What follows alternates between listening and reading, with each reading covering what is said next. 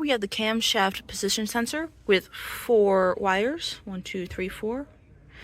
But when you look at the connector diagram, you can see that there are 2 sensors, sensor A and B, both for the camshaft position sensor, and both those wires correspond with 2, making it an analog sensor.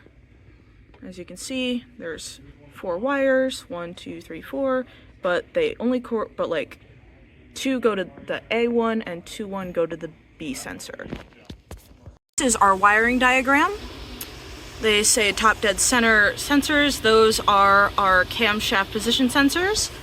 As you can see, red and black are to ground, and green and yellow are our signal voltage. So green goes to red, yellow goes to black, and yeah, there we go. Camshaft position sensor, you can see that it is just 2 wires according to the diagram, which makes it analog. And give me 1 second while I go find the actual one in the car. I have a diagram pulled up of all the various sensors on the engine, and right here we have the crankshaft position sensor. It is on the front right of the engine, so it'll be right down in here toward the bottom underneath the accessory belt. And there is the actual crankshaft position sensor. Let's see if I can maneuver this in such a way where I can see the wires. There are... Yeah, this is kind of a tight spot, so it's kind of difficult.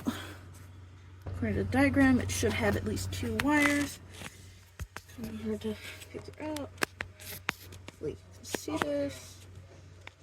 I can't. 2 wires right there. This is our crankshaft position sensor wiring diagram. Here you can see there's the PCM, there's the sensor input, it's a blue wire. Here's the ground, it's a white wire, and it connects right there. And on the car, it is on the passenger side front wheel well. It's like kind of like right behind it, like in the right bottom of the engine bay. We are now going to start the car. As you can hear, it is running, and he is going to jiggle the connector, and it should kill the engine.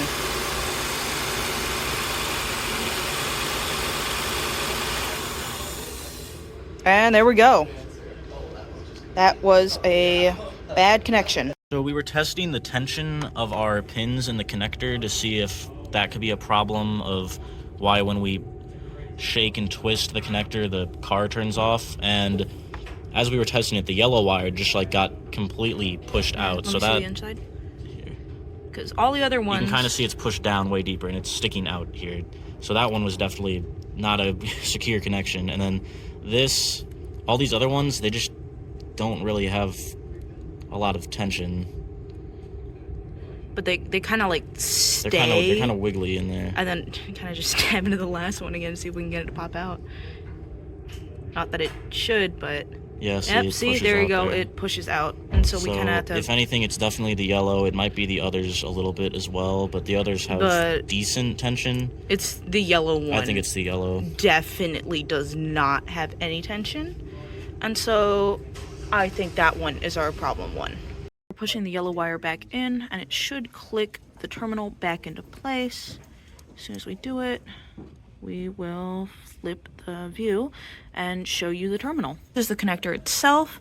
As you can see, there are little tabs up here at the very top right there. That is to hold the terminals in place. Now it seems all of them are all kind of flush to the base, but this one's kind of raised up, and that is our yellow wire, and that's the faulty one. So we are going to continue to attempt to put it back into place, finish shoving the wire back in, and we'll go from there. So we got the yellow wire kind of shoved back in there properly, and now when we twist it and move it, the engine isn't stuttering or dying, so that connection is It's because the connection's starting to come out again. We noticed that when you plug it back in after its repair, it still gets pushed out. So after you plug it back in, you have to push it back into its original spot for the good connection. You can kind of see it starting to come back out. Yeah, let me see. See, everything else is kind of lowered in.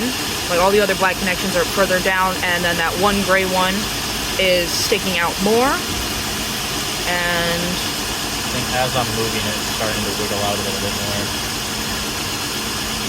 But right now, oh, yep, there. Yep, see. So it was stable. Connector we're going to replace the original with, the original being that one, and we'll see how it goes. Alright, we have repaired the old connector with a new connector. We have it butt connected in here, and we're going to move it around and wiggle it. It should be fine now. Sounds like nothing's wrong, so I'd say we got it. Yeah, it's not stuttering or anything.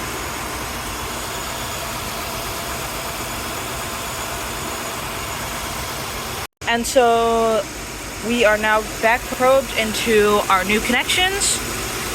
So white is now our green, and green-red is now our yellow. And so we're going to start with the white wire. Or I suppose yellow. Green wire. We're starting with yellow. Yellow, we're getting that. It's fluctuating from about 1 to 2. So I'd say our range is about 1 to 2 volts AC. And now we'll go to the other signal wire.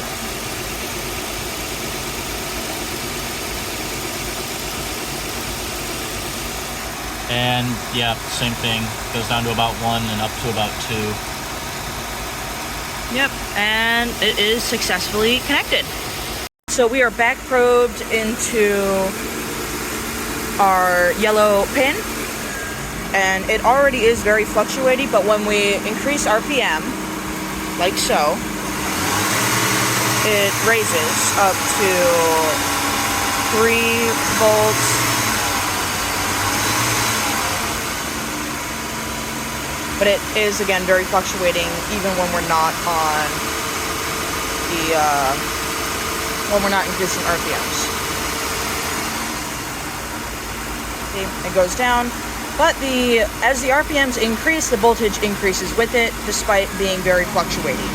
So we are back probed into the 2 signal wires of our camshaft position sensors. There seems to be 1 for each bank. We are connected to a picoscope for both. And on the picoscope itself, you can kind of see that it's an alternating pattern as one turns off, the other one seems to turn on, and they seem to be alternating between each other when checking for top dead center. See, because here's one of them, here's the other one.